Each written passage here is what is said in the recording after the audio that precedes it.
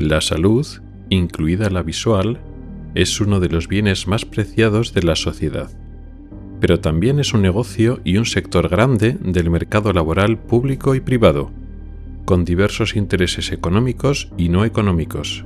Estos intereses pueden hacer que los sistemas sanitarios no siempre protejan nuestra salud visual. Ocularis, el podcast de salud visual con el oftalmólogo Rubén Pascual.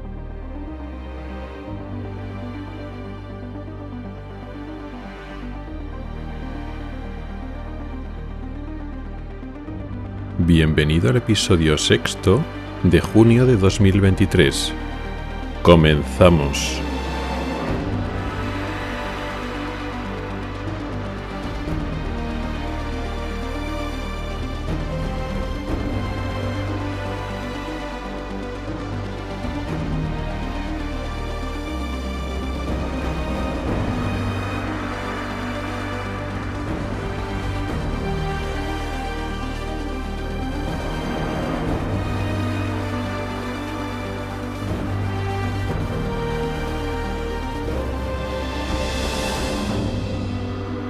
Hola y bienvenido al podcast de Ocularis sobre salud visual y oftalmología.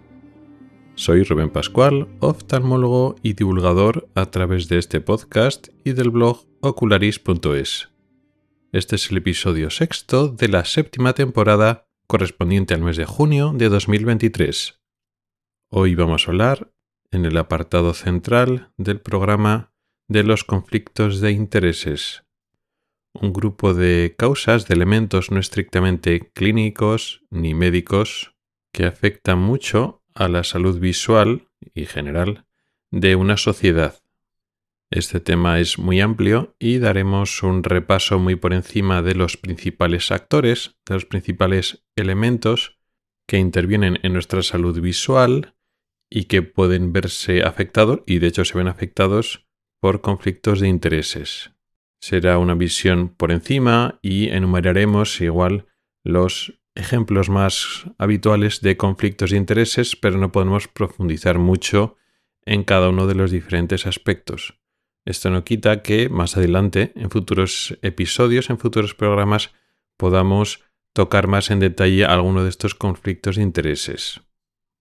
Después, cerca ya de finalizar el programa, en el apartado de preguntas de los oyentes, voy a ir a contestar una duda que no me ha mandado directamente a mí, sino que lo he leído en una conversación de redes sociales de Mastodon y que es una duda o un mito o una leyenda urbana que sale con frecuencia y tiene que ver con el uso de las lágrimas artificiales, el pensarse que un uso excesivo de lágrimas artificiales puede afectar a nuestra producción natural de lágrimas. Pero antes de todo esto vamos a empezar en la sección de noticias con una noticia, efectivamente un tema de actualidad, una investigación o un artículo científico que ha salido hace muy poquito y que lo encontré por redes sociales también, en este caso por Twitter. Y se trata de un artículo que sugiere una mejoría del daltonismo con el uso de sustancias psicodélicas.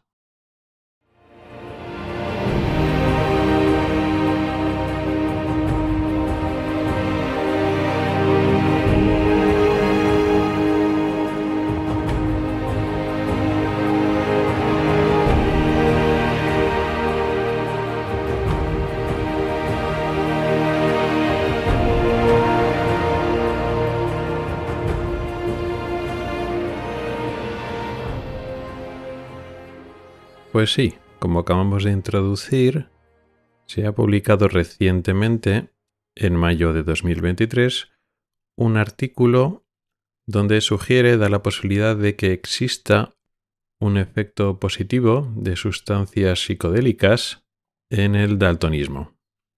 Esta publicación describe el caso de una persona daltónica que tomó psilocibina, que es una sustancia psicodélica, digamos, similar o de la familia del ácido lisérgico, y que tras ello tuvo una mejoría de un test de colores que se hace para detectar las personas daltónicas, que es el test de Ishihara, que es muy famoso, son esas láminas que tienen puntos de colores, pues rojos, verdes o marrones de otro tipo, y que puedes ver en números, cifras o algunas figuras, porque se diferencian, digamos, la figura que tiene eso está formada por esos círculos con un tono de color diferente al fondo. De tal forma que los daltónicos, digamos que tienen una afectación más intensa, no ven ninguna o casi ninguna de esas láminas.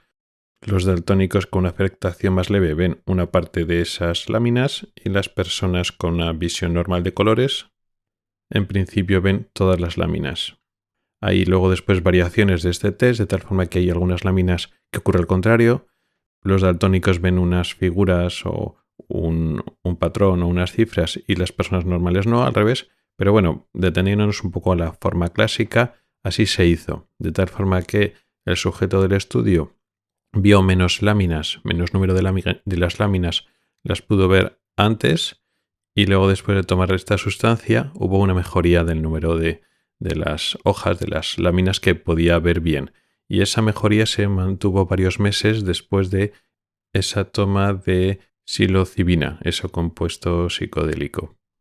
Este estudio, por ponerlo todo en su sitio, no está demostrando nada, ni podemos decir que tengamos evidencia científica de que esto es así, que esto funciona y va a funcionar. Simplemente es una descripción científica en el sentido de que, bueno, tiene los requisitos mínimos para ser publicado en una revista científica y tienen pues algunos datos objetivos que apuntan de que, bueno, esta es una posibilidad para estudiar, como que no es que el paciente diga, creo que veo mejor los colores, sino, bueno, pues hay un reporte más o menos objetivo de láminas de este test de colores antes y láminas de test de colores después, pero es un estudio que tiene importantes limitaciones. Es solo un caso, simplemente es algo anecdótico, es un autorreporte, es el mismo paciente el que se ha hecho él mismo las pruebas, el test de Ishihara, antes y después. Este test no es totalmente reproducible 100%. Como decía, se trataba de una forma intermedia de daltonismo, tal forma que una misma persona daltónica se hace test en un momento dado y repite ese test más adelante, pues algunas láminas que casi las ve pero son difíciles de ver, algún día las puede ver, otro día no las puede ver, o sea que el propio test tiene algo de variabilidad. No hay un examinador, un investigador que esté llevando a cabo la investigación, ¿no? Para un poco estar al tanto de las pruebas de la exploración que se realiza al sujeto del estudio.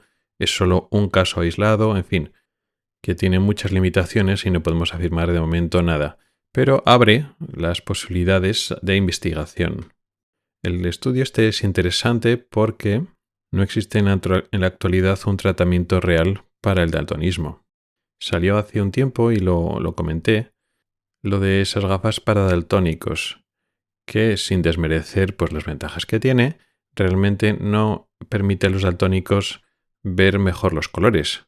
Esas gafas tintadas, que tienen filtros cromáticos, filtros de colores, hacen que el espectro de color de la realidad se cambie a un espectro, se modifique a un espectro que el daltónico lo pueda ver mejor en algunas bandas, en algunos sectores del espectro cromático, a costa de perder contraste o perder riqueza cromática en otras bandas. No está permitiendo que el daltónico vea mejor los colores donde tiene dificultad para ver los colores. Está haciendo que los colores que lleguen al ojo se alejen de esa zona donde el daltónico ve mal. Que eso no quita que en ciertas circunstancias pues se obtenga una mejora importante o que el paciente, el sujeto que utiliza esas gafas lo valore muy positivamente, pero realmente no hay una mejora real de la enfermedad. Sin embargo, aquí sí. Aquí no estamos cambiando el espectro de luz del exterior y lo cambiamos a un sitio donde el daltónico ve mejor, ¿no? Aquí realmente se estaría, hablo en condicional porque, bueno, eso todavía queda mucho que estudiar, que confirmar para darle más visos de credibilidad, pero estaría cambiando la forma en que percibimos los colores en el sentido a mejor. Y esto es interesante porque esta sustancia psicoactiva, esta sustancia psicodélica, realmente no cambiaría la raíz del problema. Los daltónicos tienen un problema en los receptores de luz de la retina que codifican el color, los conos. Hay 3 tipos de conos. Cada uno de estos 3 tipos son más sensibles al espectro de azul, al espectro del rojo, al espectro del verde. Pues uno de estos tipos de conos, en el caso de los daltónicos, pues los que se enfocan en el rojo, los que se enfocan en el verde, no funcionan tan bien, o a veces no funcionan en absoluto, y eso limita la discriminación cromática, la capacidad de diferenciar los diferentes tonos y saturación de color en espectros en bandas concretas del espectro cromático. Esto es una afectación genética y digamos que el rendimiento y la capacidad de estos conos deficitarios o deficientes de poder interpretar y poder detectar los colores no va a cambiar. Tomamos la sustancia que nos tomamos, no van a incrementar ese rendimiento de los conos. Se trata de que estas sustancias psicodélicas van a afectar, van a tener su órgano diana en las neuronas del cerebro, no estamos hablando de la retina, de la gestión de los colores que tiene la retina en los conos o en las neuronas de la retina, sino el mecanismo propuesto está más dirigido en el cerebro, concretamente en la corteza visual, en el lóbulo occipital, que está gestionando también los colores. Aunque una gran parte de los colores ya vienen preprocesados desde la retina, el procesamiento final se hace en áreas concretas de la corteza visual en nuestro cerebro. Y estas sustancias pueden inducir cambios que implican una gestión, una elaboración, un procesamiento diferente de los colores. Esto no tiene por qué ser tan extraño porque ya sabíamos desde antes que estas sustancias cambian la forma en la que los núcleos que procesan los sentidos, las aferencias al sistema nervioso, pues se procesan de forma diferente. Se ven extraños colores, se mezclan sonidos con imágenes, con colores, con lo cual, digamos, la forma en la que nuestro cerebro percibe el mundo exterior a través de los sentidos queda modificado, pero modificado en el sentido de expandido o alterado en el sentido positivo. No positivo en el sentido que es bueno. Aquí no estamos hablando de consideraciones morales de bueno o malo. Positivo en el sentido de expandido. Cuando nosotros alteramos una enfermedad o una sustancia, sea fármaco o droga, está alterando una aferencia sensorial, el procesamiento de lo que llega de uno de nuestros sentidos, hablamos de que hay una alteración negativa, cuando lo que se hace es se suprime o se disminuye esa carga sensorial. Por ejemplo, cuando tenemos un escotoma que llamamos negativo, se produce una pérdida, una mancha oscura, como un agujero, en nuestro campo visual. Hay una zona que vemos mal o no vemos. Y cuando llevamos escotomas o alteraciones positivas, pues en esa zona del campo visual pues vemos luces o una mancha de colores o algo que sea brillante, algo que está produciendo, que está aportando una más sensación visual, por decirlo así. Pues en el caso de las sustancias psicodélicas, lo que producen, a veces producen directamente alucinaciones visuales, auditivas, que no es más que la generación de información visual o de sensaciones visuales o de otros sentidos que no existen, y a veces lo que hacen es sobre una información visual existente, pues la alteran, la deforman, pero ampliándola. Se ven colores que no existen y también se pueden alterar otras partes de la información visual, no solo los colores, pero en el sentido de que aportan más. Bueno, pues en este sentido aportan un extra, pero ya no en el sentido de la exageración o de la alucinación, sino que aumentan el procesamiento visual, aumentan en este caso el procesamiento de los colores, con lo cual la información que llega parcialmente procesada de la retina, que es deficitaria en un sector concreto, en el eje rojo-verde del espectro cromático, pues este procesamiento incrementado debido a este tipo de droga, este tipo de sustancia, puede hacer que pueda dar más de sí, puedan un mayor o distinto procesamiento o mejor procesamiento quizás del color en el cerebro, puede hacer que salgan o que se permitan discriminar más colores cuando un procesamiento normal de un cerebro no sometido a estas sustancias pues no da de sí. Si, digamos, la información que llega del ojo de la retina es deficitaria, pues llega hasta donde llega. Y entonces hay ciertos colores que no se ven porque la información de base no da más de sí. Sin embargo, un procesamiento mayor, estimulado por esta sustancia, puede sacar más de sí de esa información deficitaria. Y también un detalle interesante es que parece que eso se mantiene en el tiempo. No se trata de justo en el momento, pues el procesamiento mejora, sino que, meses después de una toma única se mantiene esa mejoría. Todo esto es, en teoría, es una hipótesis que hay que confirmarla. Aunque esto fuera así, también un poco con importantes advertencias. Eso de alterar el procesamiento visual con una sola toma o tomas muy aisladas y que se mantiene en el tiempo, aunque ahora aquí estamos analizando un posible efecto positivo, potencialmente puede tener efectos no tan deseados, porque si estamos alterando la forma normal, con sus limitaciones, que procesamos la información visual, si eso lo podemos alterar de forma mantenida o definitiva, puede tener consecuencias no deseadas. O sea que todo esto con mucho cuidado, pero no deja de ser una hipótesis apasionante, que está un poco rompiendo un axioma clásico de que el daltonismo pues es una circunstancia genética que eso no lo podemos cambiar ni alterar bajo ninguna circunstancia. Pensamos que a medio plazo, no a corto, pero quizás a medio plazo, pues una terapia génica pueda un poco mejorar eso, pero ahora mismo las terapias génicas son muy caras, implican procedimientos invasivos al ojo y ahora nos estamos dirigiendo a enfermedades muy graves que afectan muchísimo la visión de las personas que lo sufren y a corto plazo y a medio plazo no estamos planteando utilizar este tipo de terapias para los daltónicos. Un futuro más lejano, pues quién sabe. Con lo cual, esto abre una puerta a la investigación y quién sabe si de aquí sacamos pues tratamientos para el daltonismo y otras formas de alteraciones de los colores adquiridas que pueden ser más graves que los daltonismos.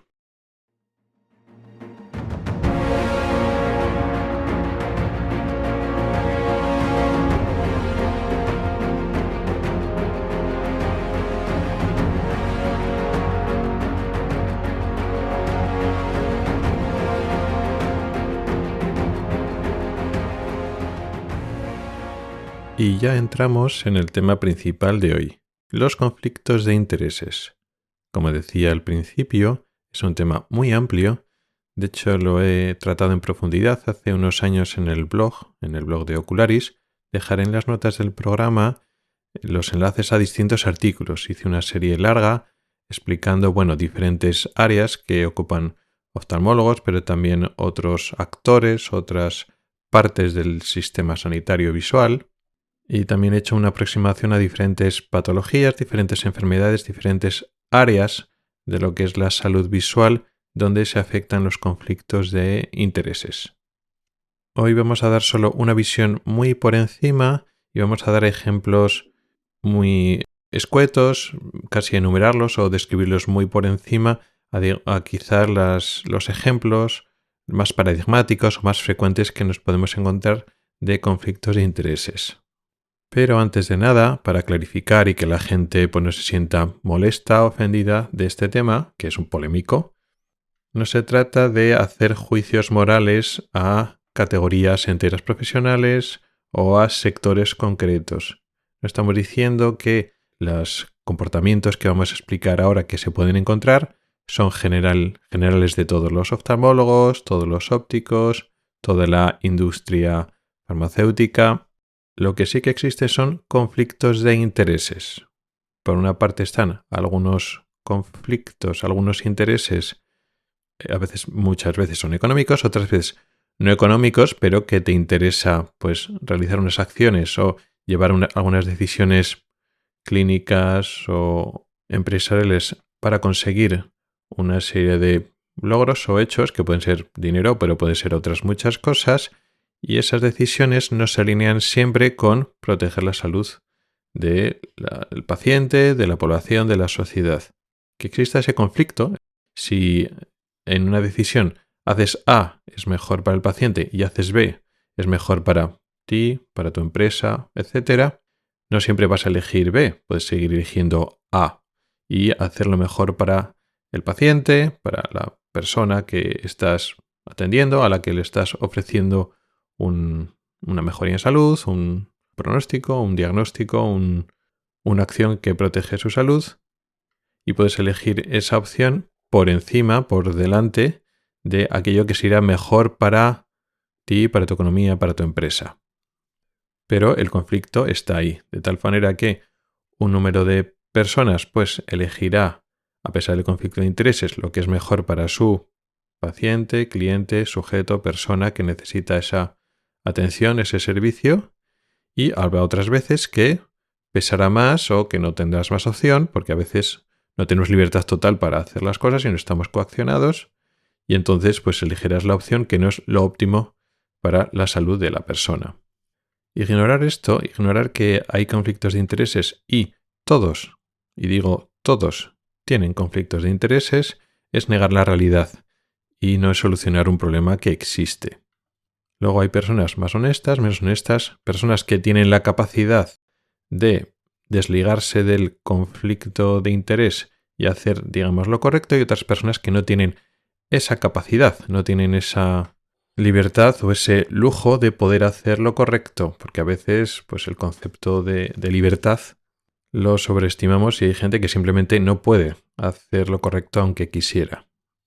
Así que el episodio de hoy, aunque es conflictivo y roza temas que tienen que ver con la ética, la moral, lo que es correcto e incorrecto, nos vamos a centrar, en vez de hacer juicios morales y hacer generalizaciones, que eso no va a ningún lado, nos vamos a centrar en los hechos concretos y las consecuencias que tiene en el cliente, en el paciente, en la persona que puede recibir esa atención visual o esa influencia de los diferentes actores, médicos, ópticos, otros profesionales de la visión, o de forma más global, pues empresas farmacéuticas o la administración pública o una clínica como ente.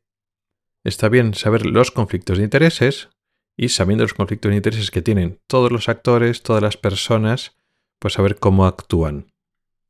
Y vamos a empezar con los oftalmólogos. Son los médicos responsables de la salud visual en última instancia. Nosotros, los oftalmólogos, tenemos todos algunos conflictos de intereses, más importantes, menos importantes.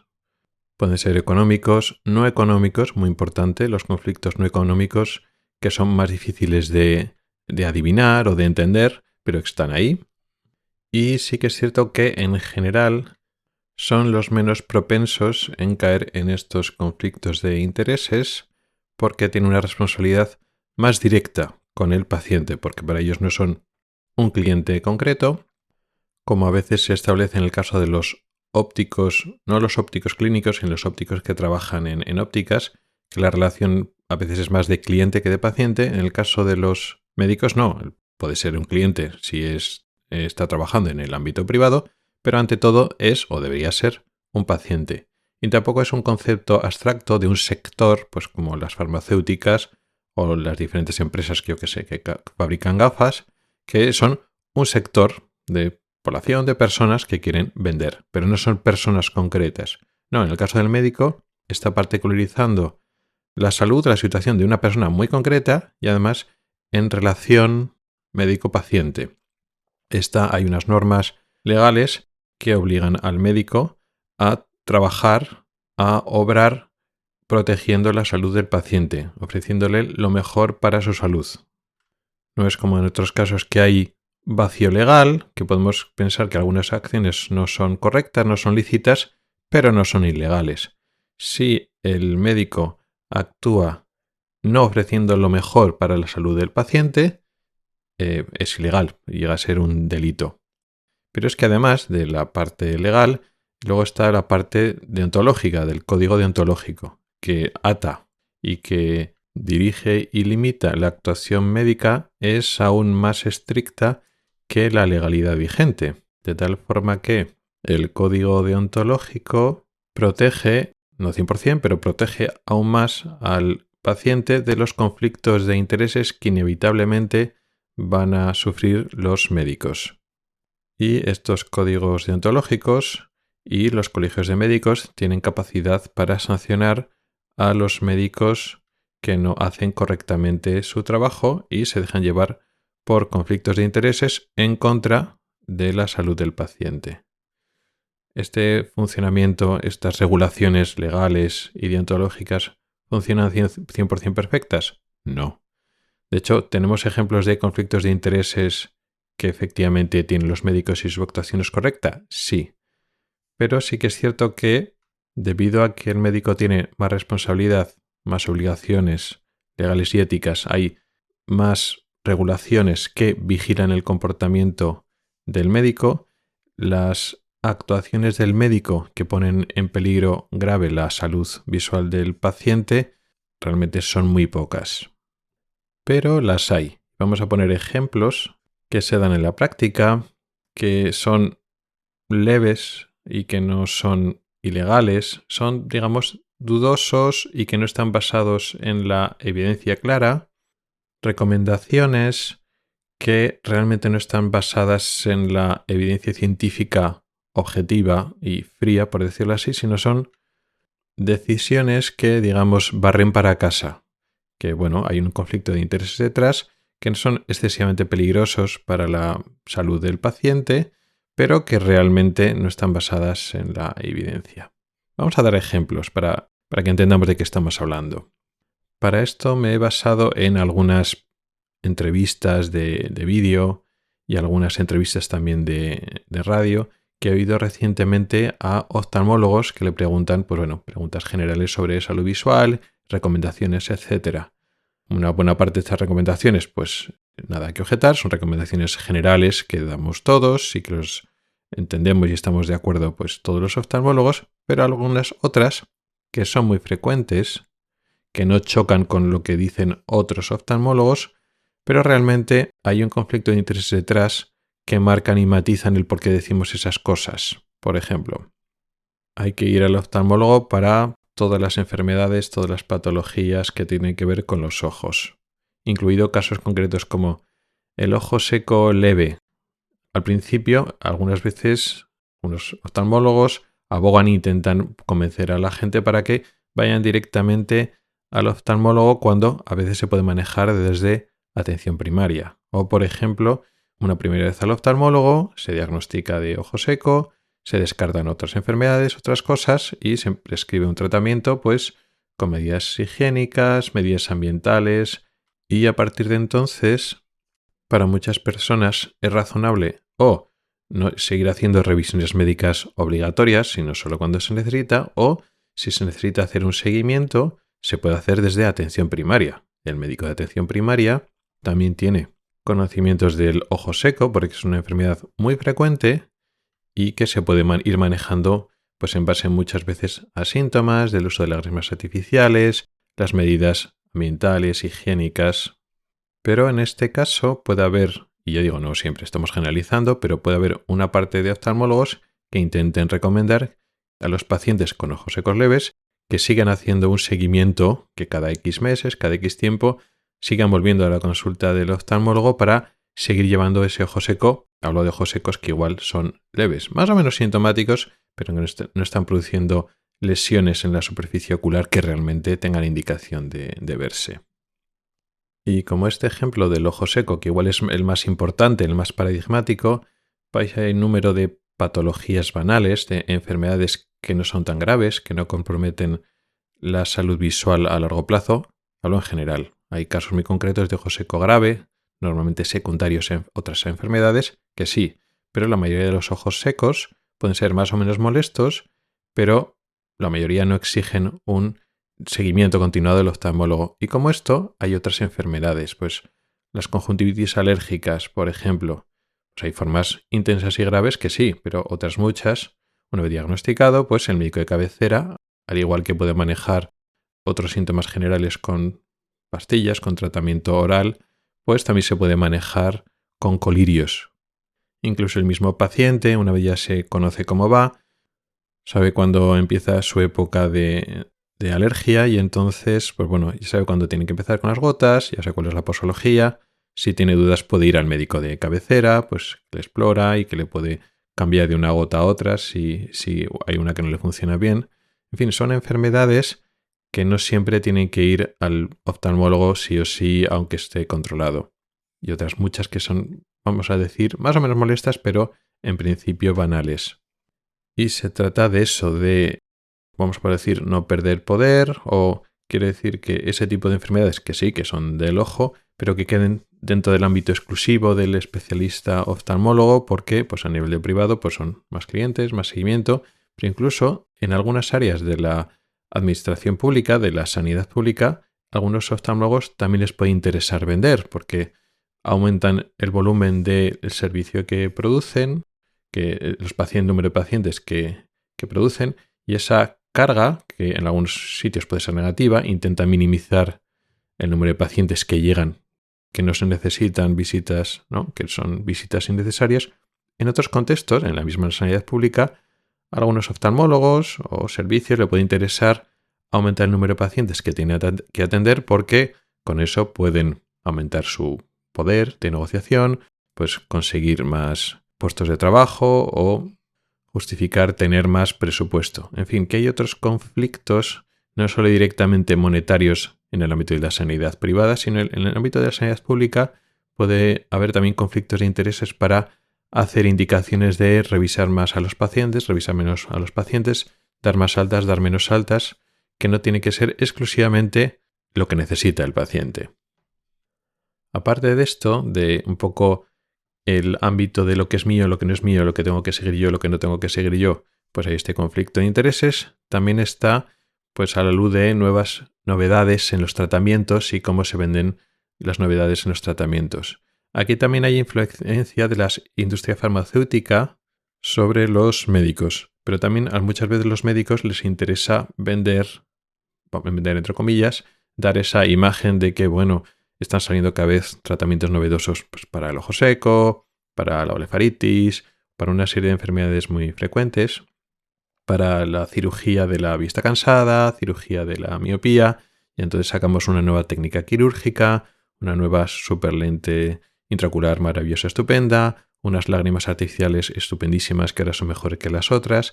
La cosa es mantener un poco lo que dicen ahora el hype, que no estamos ofreciendo siempre, que ven aquí porque te podemos ofrecer una lágrima nueva que no es la lágrima antigua de toda la vida, con lo cual ven aquí. Es un poco seguir vendiendo, ¿no? Seguir que el paciente siga mostrando interés en estar conectado a la atención del oftalmólogo. Como vemos, y decía un poco antes, la mayoría de estos conflictos de intereses o esta actuación que no es basada en la evidencia, sino que hay un conflicto de intereses ahí, no suele poner en peligro la salud del paciente de forma directa y no atenta en general pues, contra los principios legales de lo que sería un delito o no se comería en una sanción desde el Colegio de Médicos por no seguir el código deontológico. Depende cómo lo leas, realmente sí, pero claro, no hay, digamos, un prejuicio real, concreto, a la salud del paciente. Pero no deja de ser actuaciones que realmente no optimizan, primero, la economía del propio paciente, si hablamos de ir a consultas privada, y luego después tampoco optimizan cómo funciona el sistema sanitario público. Pues igual no hace falta revisar todos los ojos secos, o todas las conjuntivitis alérgicas, o todas las blefaritis si están controladas, cuando el paciente se puede autocontrolar, cuando le has explicado y le has dado las correctas instrucciones, o también desde atención primaria pueden tener mucho que decir, pueden manejar hasta cierto punto, de un grado bastante importante, este tipo de enfermedades descritas. Ahora cambiamos de profesionales, dejamos ya los oftalmólogos y vamos a hablar de los otros profesionales principales de la salud visual, que son los ópticos optometristas. Los ópticos optometristas tienen menos capacidad de hacer daño comparado con los oftalmólogos. Un oftalmólogo que actúa mal, se deja llevar por los conflictos de intereses en contra de la salud del paciente, puede tener consecuencias mucho más negativas, con lo cual digamos que los ópticos tienen menos capacidad de hacer daño en ese sentido y quizá por lo mismo tampoco hay una legislación tan firme que supervise o tutorice el comportamiento de los ópticos para proteger a los pacientes, para clientes, de los conflictos de intereses de estos ópticos. No están tipificados como no son facultativos, no están tipificados como personal facultativo, son sanitarios pero no facultativos médicos, pues la legislación española es mucho más laxa y tampoco tienen un código deontológico médico tan estricto. Tienen su colegio de ópticos optometristas con sus regulaciones, pero su código y su capacidad sancionadora es mucho menos estricta que la del médico por razones obvias. En este sentido, podemos decir que en general hay más conflictos de intereses o se manifiestan en mayor medida en los ópticos que los oftalmólogos, aunque sí que es cierto que, como decíamos antes, su capacidad de dañar a la salud de la persona es menor, aunque no es cero. O sea que tampoco es algo de no importa nada, no, tampoco es eso. Aquí podemos separar entre los ópticos optometristas clínicos que trabajan pues en clínicas, en hospitales y trabajan codo con los oftalmólogos, y están los ópticos optometristas que trabajan en las ópticas que son establecimientos comerciales. Por simplificar, porque estamos diciendo solo pues, los conflictos de interés, los ejemplos más característicos, vamos a hablar de los ópticos que trabajan en ópticas, que además es el volumen más habitual. La gran mayoría de los ópticos trabajan en ópticas y las ópticas tienen como función principal a nivel de negocio vender gafas, lentes de contacto y otros accesorios y dispositivos pues, que tienen que ver con la salud visual. En ese sentido, la relación con la persona que viene a pedir, a recibir los servicios de un óptico, son a veces más clientes que pacientes.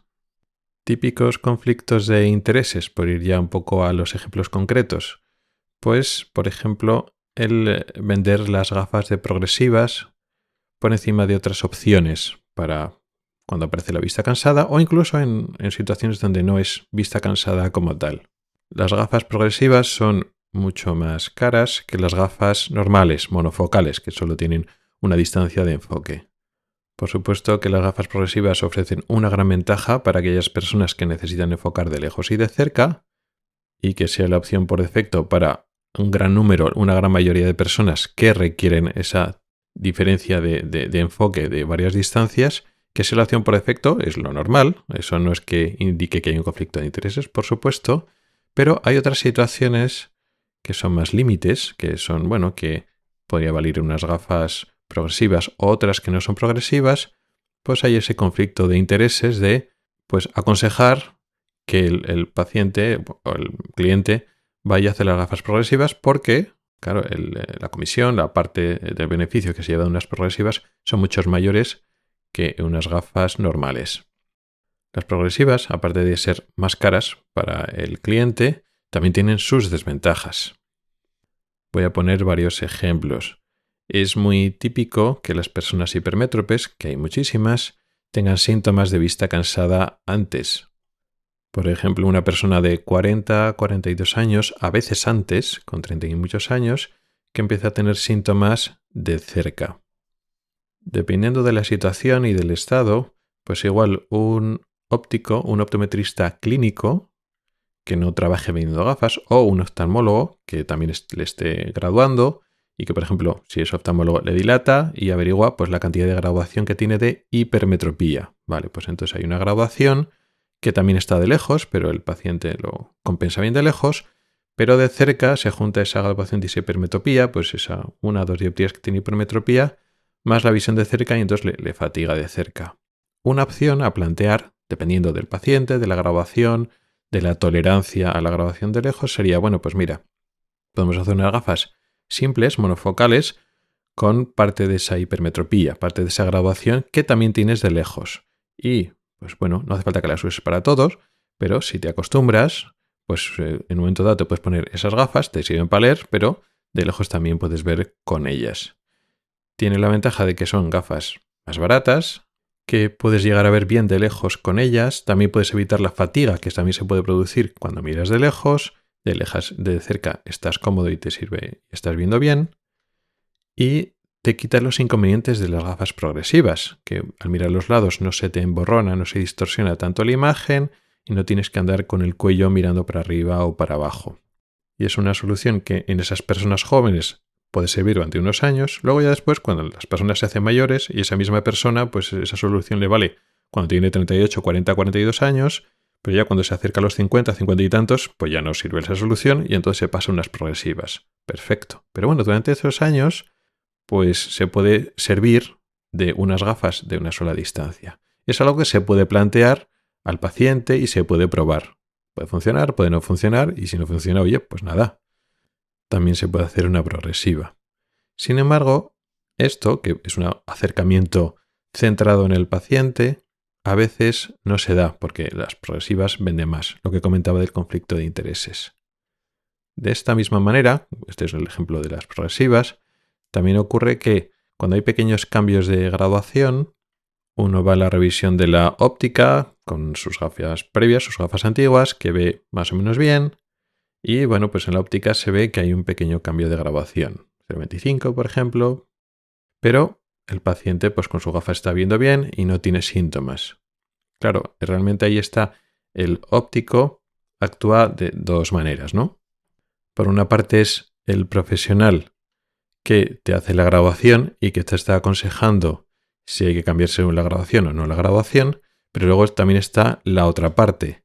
También es el profesional que te está vendiendo las gafas.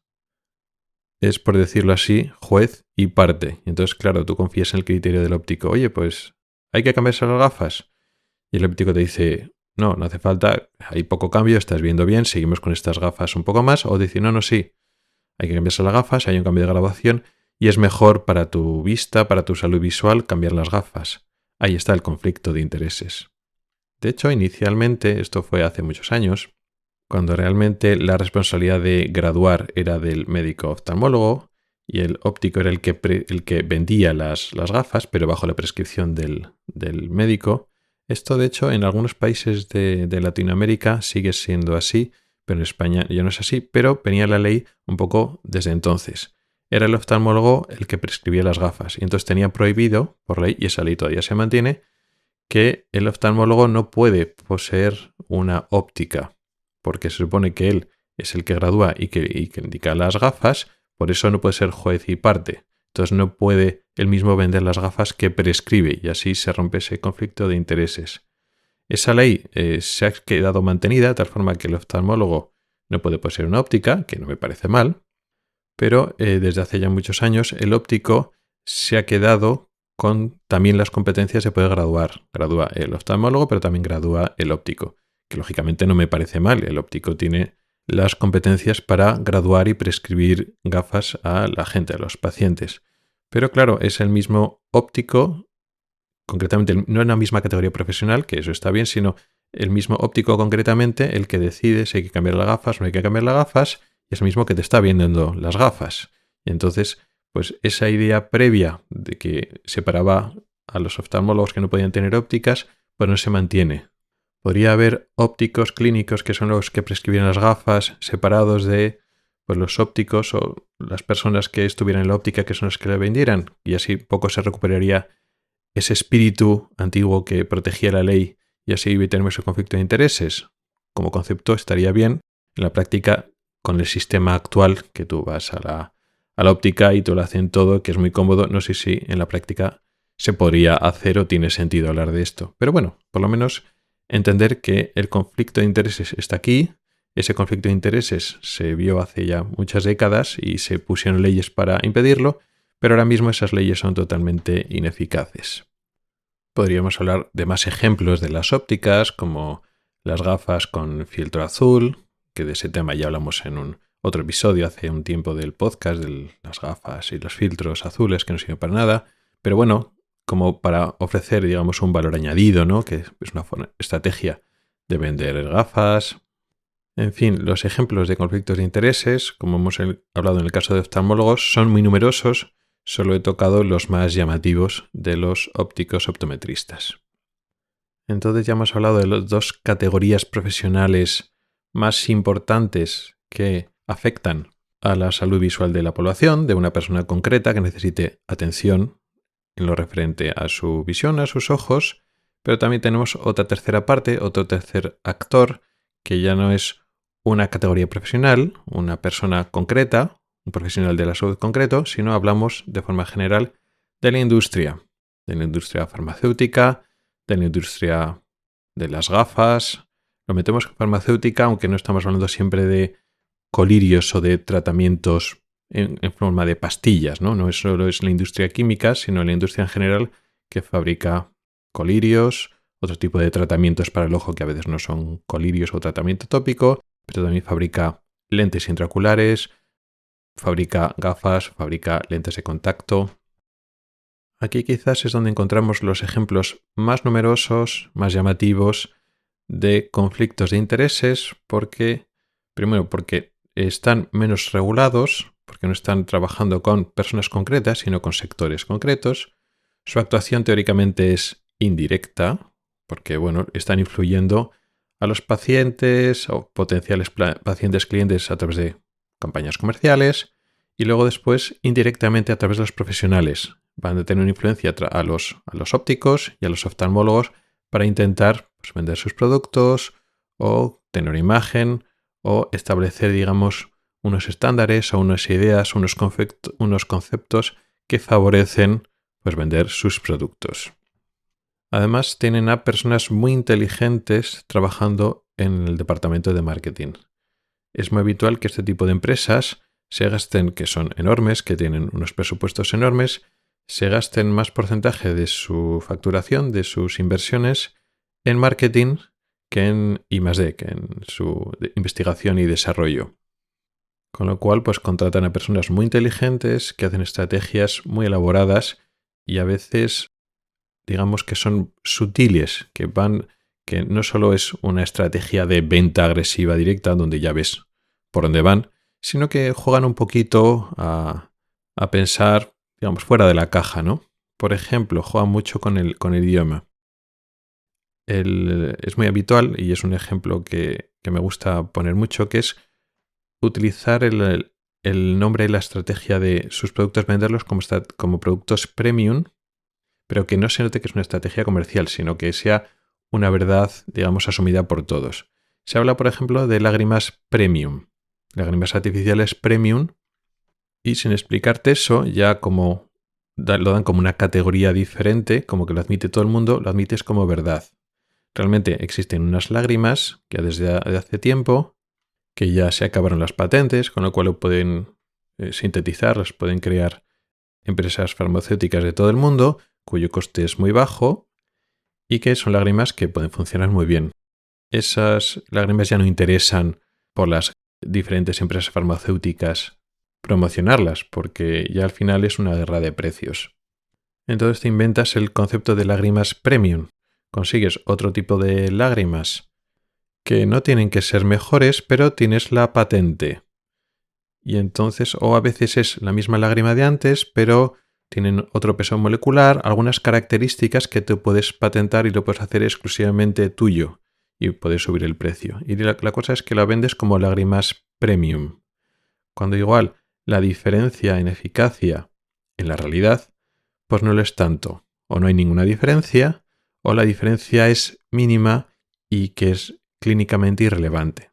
Si al final una lágrima premium tiene unos resultados estadísticamente significativos que permanece un poco más de tiempo en el ojo, pero que luego eso en la práctica significa que, pues para tener el mismo efecto, pues en vez de 5 veces al día, una lágrima normal con 5 veces al día obtienes mismo efecto que esa lágrima premium 4 veces al día, pues igual al paciente pues no le importa tanto y hay una diferencia de precio muy importante a un tratamiento que es crónico y que muchas veces no cubre el sistema sanitario público.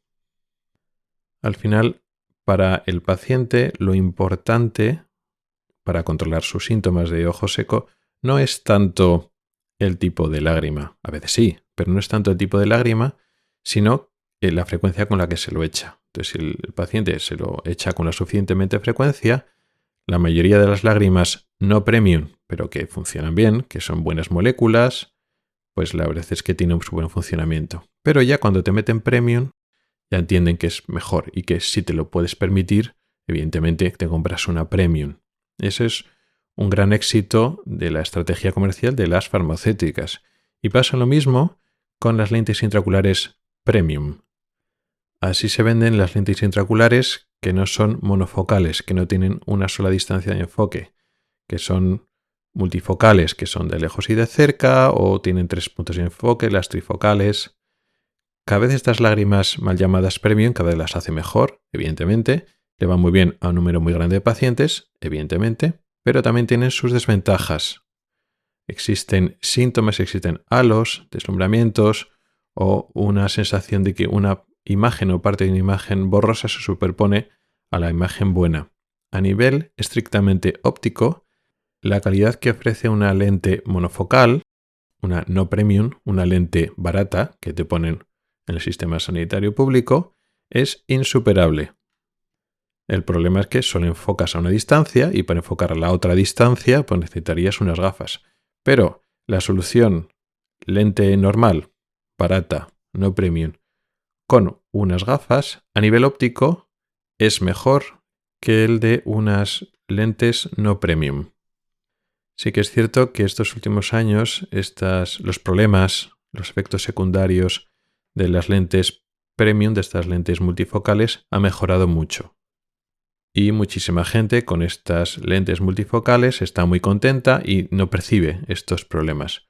Pero están ahí y un porcentaje importante de la población, de la gente que se operaría, no las toleraría todavía.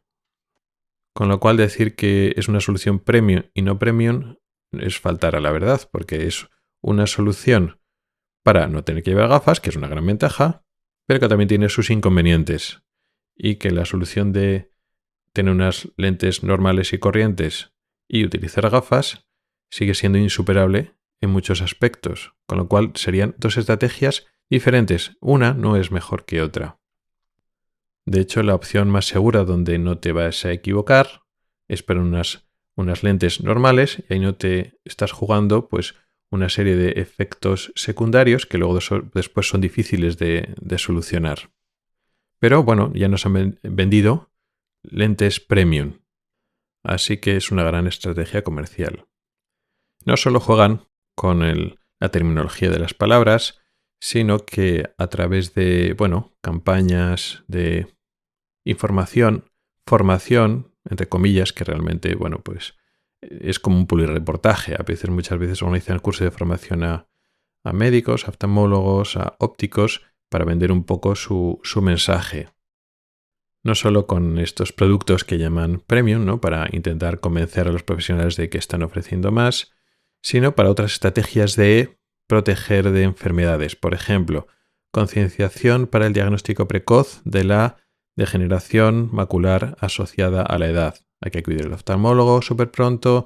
También hacen campañas para hacer un screening o un cribaje, un diagnóstico precoz en las ópticas para que al mínimo cambio que puedan sospechar en la mácula, en el centro de la retina, de que hay cambios debidos a la edad, para hacer un diagnóstico precoz de esta enfermedad, que ya hemos hablado otras veces, de la degeneración macular asociada a la edad, dando un mensaje de que si le diagnosticamos antes, lo vamos a tratar antes, lo vamos a hacer un tratamiento antes. Pero la realidad es que no existe un tratamiento precoz de la degeneración macular asociada a la edad, ni siquiera un tratamiento tardío.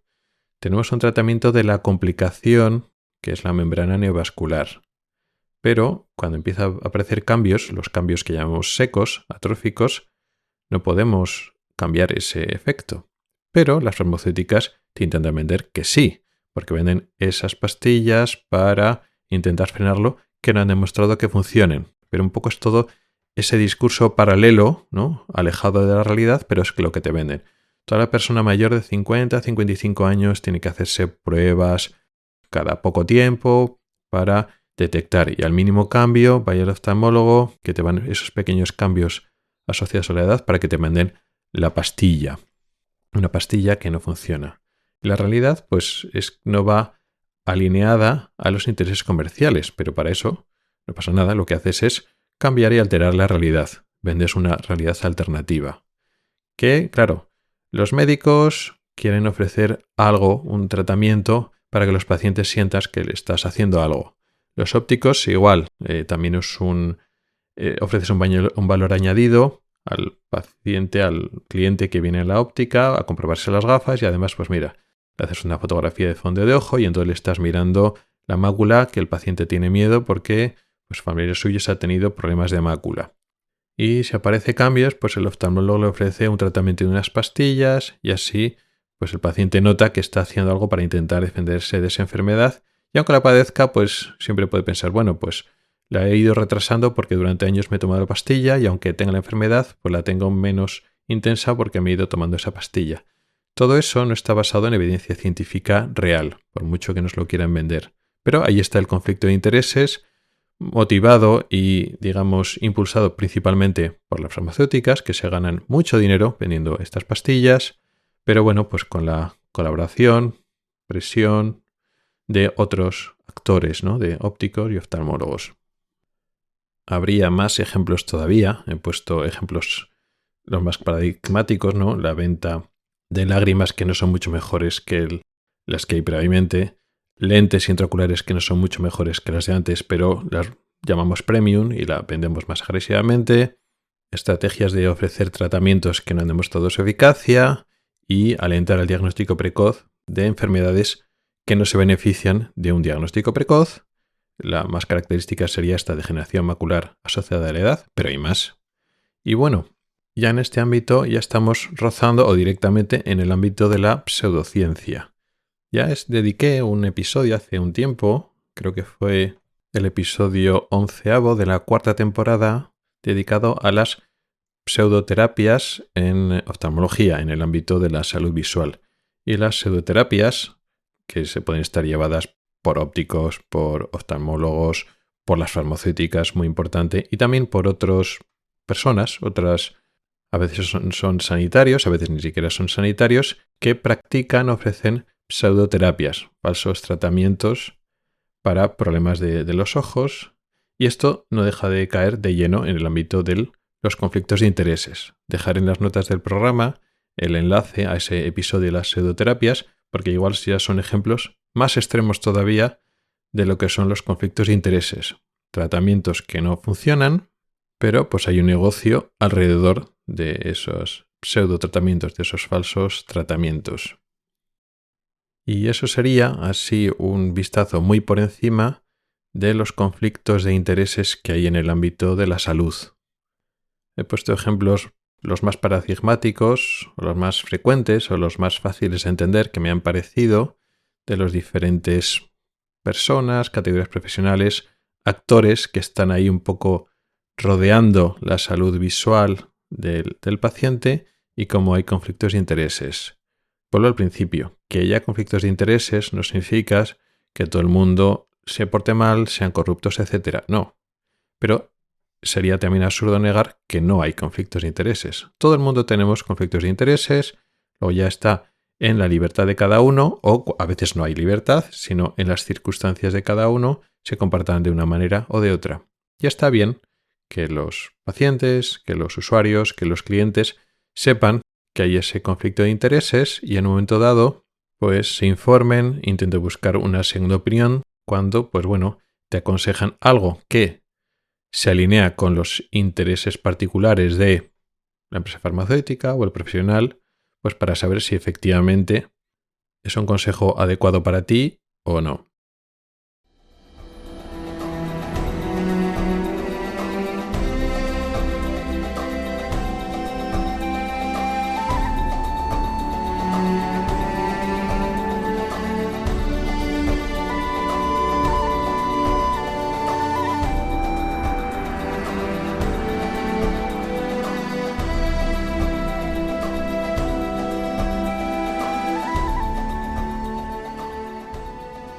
Y en esta última sección, la de preguntas de los oyentes, vamos a afrontar no una pregunta concreta de un oyente, como es habitual que me mandáis pues por correo electrónico, pues algún comentario privado en redes sociales, pues por el grupo de Telegram o también de forma privada a mi usuario de Telegram. En este caso lo he encontrado en redes sociales, pero no una pregunta hacia mí, sino ha salido una cuestión que es como un mito o una cosa que se da por cierta, y lo he oído bastantes veces, pero no lo había tocado, creo que no lo había tocado aquí en el podcast.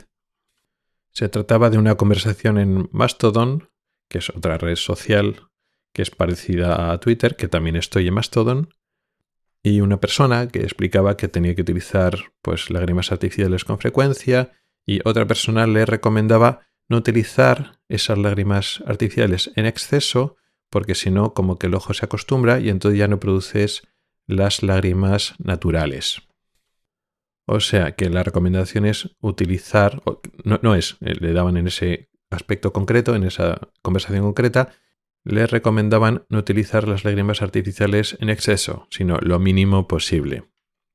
Bueno, pues no me metí tampoco mucho en la conversación porque me vi envuelto, pero no me estaban hablando conmigo en concreto, pero es una conversación o es una recomendación que lo he oído por internet y en persona varias veces, pero la realidad es que no es así. De hecho, es al contrario y ahora lo voy a explicar por qué. Cuando se produce un ojo seco, se puede producir por varias circunstancias, no es una sola enfermedad.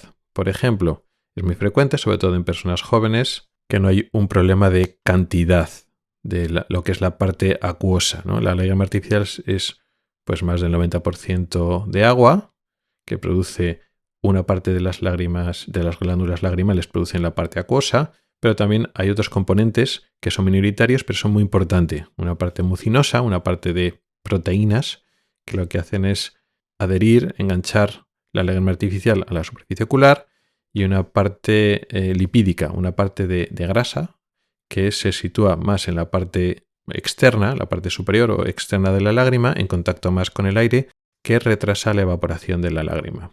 Vamos a suponer que hay un problema en esa parte lipídica, que esa grasa es, digamos, de mala calidad, tiene otro componente, este ojo seco, asociado a la blefaritis, a un problema de inflamación crónica del borde del párpado, es muy típico, sobre todo en personas jóvenes, también en mayores, pero en personas jóvenes que no tienen el deterioro de las glándulas lagrimales asociado a la edad. Es muy típico personas jóvenes que tienen blefaritis y tienen un ojo seco asociado a la blefaritis. Entonces el problema es esa grasa. Bueno, pues esa grasa tiene una mala composición y el hecho de que te eches más o menos lágrimas artificiales no cambia la composición de la grasa. La grasa de mala calidad y hace que la lágrima se evapore. Y si tú te echas más lágrimas artificiales, la grasa no va a tener peor composición. Es una cosa totalmente separada. Y eso pasaría lo mismo, aunque no es el típico caso de las personas jóvenes, cuando hay un deterioro de la capa mucinosa. Hay unas glándulas lagrimales concretas que producen esas proteínas especiales. Si esas proteínas tienen una composición alterada, o esas glándulas, digamos que hay menos número porque se han ido deteriorando o muriendo, pues se produce menos mucina, menos de esas proteínas especiales. Eso no cambia por echarte más lágrimas artificiales. Y lo mismo pasa, aunque es más difícil de entender, con la capa acuosa. Decir, bueno, pues la mayor parte de la lágrima se produce, tiene agua, ¿no? Y entonces hay glándulas que producen el agua de la lágrima. Claro, si te echas muchas lágrimas artificiales, pues se produce menos agua. Pero es que no es así. Es decir, la producción basal de lágrima, la que no se debe a estímulos externos, sino la que estamos produciendo continuamente al margen de que el ojo esté más seco o menos seco, en los casos de ojo seco por déficit de este componente acuoso, es que la producción basal está deteriorada, se produce menos, pues por componentes de la edad, hormonales, otras enfermedades, cicatrices, etc. Entonces, en la superficie del ojo, el número de esas glándulas que producen agua para la lágrima es menor. Esas glándulas se han ido deteriorando y muriendo por la causa que sea, realmente por un estado crónico de inflamación, y entonces tienes menos número de glándulas que producen esa cantidad de agua.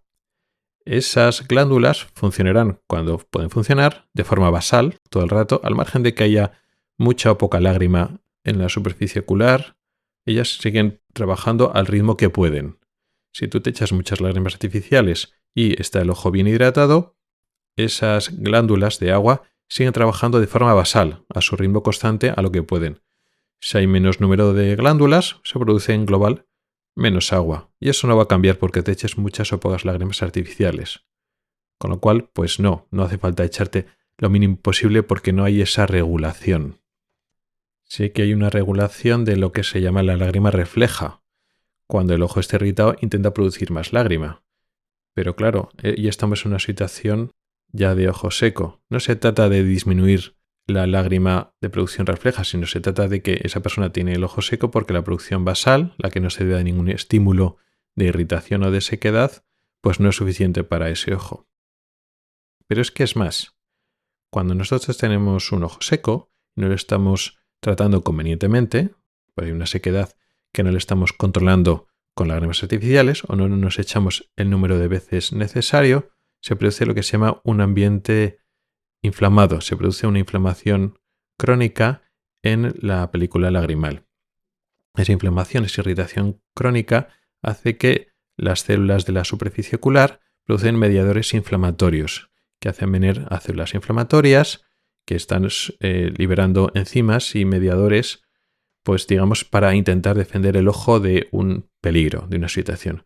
Ese medio inflamado, esos mediadores químicos que están flotando en la película lagrimal, se producen un daño crónico a la propia superficie del ojo, incluidas las glándulas lagrimales. Cuando pensamos en la glándula lagrimal, algunos piensan en la glándula lagrimal principal, que es una estructura macroscópica, grande, que está pues debajo del párpado superior en la parte externa, la parte más lateral. Pero ese tiene su importancia cuando tenemos que producir, cuando por ejemplo estamos llorando, tenemos que producir un extra de producción lagrimal, pero la importante no es esa glándula lagrimal principal. Lo importante son las glándulas lagrimales microscópicas, que suelen tener el tamaño de una célula o de pocas células, que están repartidas a lo largo de toda la superficie ocular, en la conjuntiva.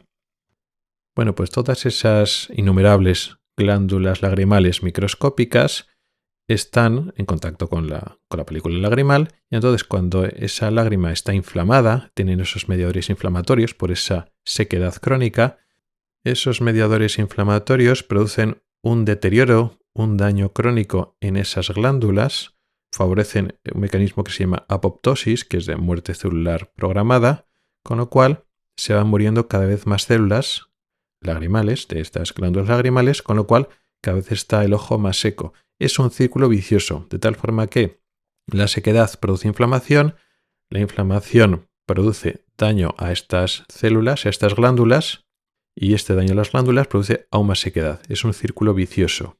Con lo cual, si no intentas escatimar y no echarte lágrimas artificiales, haces que la lágrima esté más inflamada, con lo cual se deteriora más la superficie ocular y produces más sequedad para tu futuro.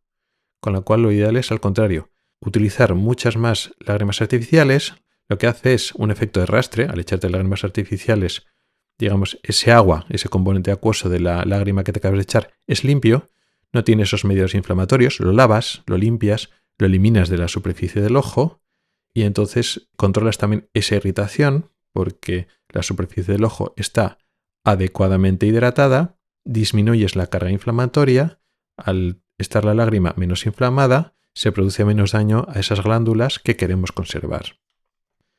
Con lo cual es al contrario, hay que echarse más de lo que notas. Y el echarte muchas lágrimas artificiales, incluso lo que podría parecer excesivo, realmente lo que hace es impedir que tu ojo seco empeore, con lo cual es al contrario de lo que parece que nos quiere decir la intuición o que aconsejan algunas personas. Es mejor pasarte de más que pasarte de menos.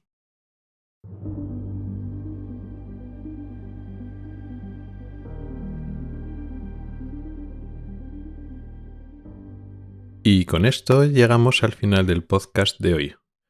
Un episodio donde hemos hablado no de enfermedades concretas, pero sí de un aspecto importante que puede afectar a la salud visual de todos nosotros.